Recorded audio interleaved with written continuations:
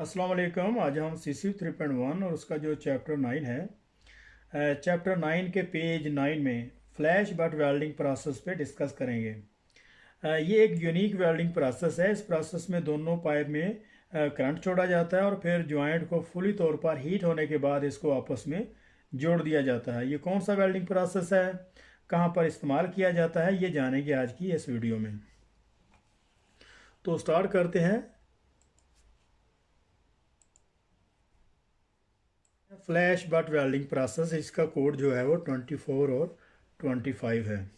In flash and resistance butt welding process, modification of the basic resistance welding process have allowed the welding of the butt joint. यहाँ तक इसको देखते हैं।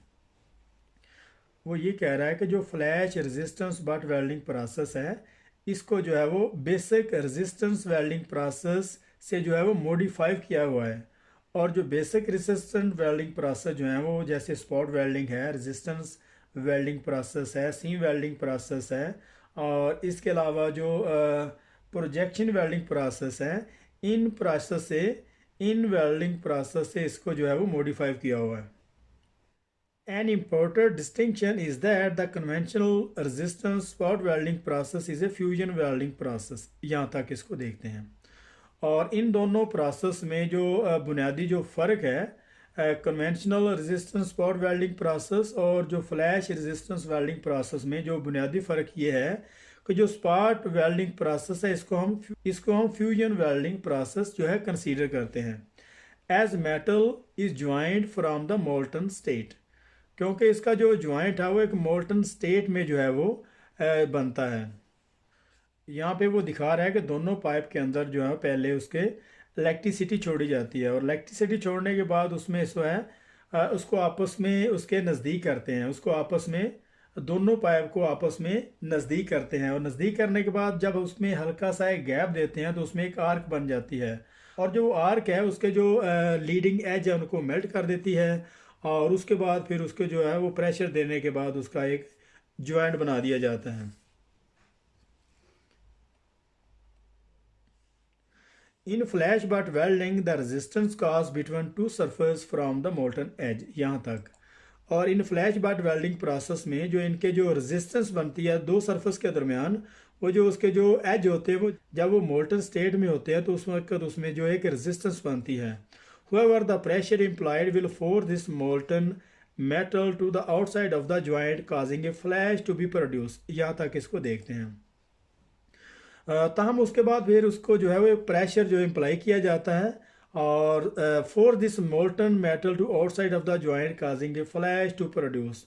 और pressure देने के बाद उसका जो मोल्टन एज जो होते हैं, उसके जो मोल्टन मेटल और उसके जो एज होते हैं वो एक फ्लैश की जो शक्ल है उसमें जो बन जाते हैं। और ताम उसके बाद उसको जो प्रेशर दिया जाता है, और प्रेशर देने के बाद उसके जो मोल्टन जो एज होते हैं, जो मोल्टन मेटल जो होता है उसका, वो पाइप के कुछ अंदर और रूट की तरह और कुछ पाइप के बाहर जो है वो कैपिंग की तरह एक फ्लैश की शक्ल जो है वो उनकी प्रोड्यूस हो जाती है। Leaving the material below this to be joint in the plastic condition. और ये जो मटेरियल है ये जो एक प्लास्टिक कंडीशन में है जो ज्वाइंट हो जाता है। हैं this process is considered to be of the solar state group. ताम इस प्रोसेस को जो है वो सोलर स्टेट जो वेल्डिंग प्रोसेस कहते हैं। This process is also used in strip steel mill to join length of the strip, यहाँ तक। और इस प्रोसेस को जो है वो स्टील मिल में लंबाई के रुख जो लेंथ होती हैं, जो पाइप होते हैं, उनको आपस में ज्वाइन करने के लिए भी इस्तेमाल किया जाता है। तो जहाँ पे उन्होंने डायग्राम दिया है इसको किस अंदाज से इनको जो आपस में जोड़ दिया जाता है। Solid material to be welded, दो पाइप को आपस में डायग्राम ए में उन्होंने वो जोड़ने का एक जो है वो एक तरीकाकार बताया हुआ है। तो सबसे पहले दो पाइप को एक जो है वो लेंथ में उसको रखते हैं। The faces are place in the close proximity and high current and voltage is pass through a joint. वो ये कह रहा है कि दोनों फेसेस को आपस में एक दूसरे के नज़दीक करते हैं, और उसके बाद नज़दीक करने के बाद इसमें हाई करंट और वोल्ट जो है वो दोनों ज्वाइंट के जो है थ्रू आउट द पास उसमें से गुजारा जाता है। तो इसके बाद डायग्राम बी में उसने जो दिखाया है, the faces the joint faces are move slightly. और जब उसको आपस में एक दूसरे के नज़दीक करते हैं तो उसमें से फिर हल्का सा गैप देते हैं। The joint faces are moved slightly apart, causing a gap to occur and creating an arc. तो दोनों फेसेस को जब हल्का सा उसमें गैप देते हैं तो उसमें एक आर्क सी बन जाती है। जैसे अगर हम हाई वोल्टेज की जो कॉपर की फॉर एग्जांपल जो केबल्स है, अगर उनको आपस में करें तो उसमें एक स्पार्क निकलेगा। अगर उसमें कोई उसका अगर कोई नट वगैरह कोई अगर उसकी जो जोड़ अगर कोई जो प्रॉपर तरीके से टाइट नहीं हुआ तो ऑटोमेटिकली वो हीट हो जाता है। इसी तरीके से इसमें जो है वो क्रिएटिंग एन आर्क, उसमें एक आर्क बन जाती है। resisting heating in the arc melt the leading edge of the joint।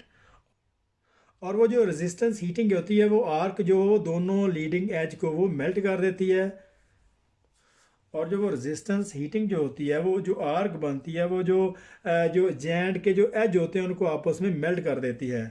और इसी तरीके से फिर उनको जो है वो नेक्स्ट डायग्राम सी में दिखा रहा है कि the current is switch off and axial pressure applied. और जब उसके जो लीडिंग एज हैं, जो जॉइंट के जो लीडिंग फ्रंट वाले जो एज होते हैं, जब वो मेल्ट हो जाते हैं अच्छे तरीके से, वो जब पिघल जाते हैं तो उसके बाद उसका जो करंट है वो ऑफ कर दिया जाता है, उसकी जो पावर ऑफ कर देते हैं। उसके बाद जो एक्सियल लोड जो प्रेशर जो है वो अप्लाइड कर देते हैं और उसके बाद दोनों तरफ से पाइप को जो वो प्रेस कर देते हैं। और प्रेस करने से क्या होता है कि the material are joint in the plastic condition and a flash is produce. तो जो मटेरियल है वो ज्वाइंट होता है एक प्लास्टिक कंडीशन में। तो वो जो मटेरियल है वो ज्वाइंट हो जाता है एक प्लास्टिक कंडीशन में। मतलब दोनों पाइप को जब आपस में क्लोज करते हैं तो क्लोज करने के बाद जब उसमें जो करंट गुजारा जाता है और उसमें गैप देने के बाद उसमें जो आर्क बनती है वही आर्क जो है वो लीडिंग एज को मेल्ट कर देती है। मोल्टन एज होते हैं वो एक प्लास्टिक कंडीशन में जब उसको जो है फिर जो प्रेस किया जाता है तो प्लास्टिक कंडीशन में वो जो इसका ज्वाइंट बन जाता है। तो फिर इसको हम flash and flash is produce के बाद एक फ्लैश जो बन जाती है जिसको।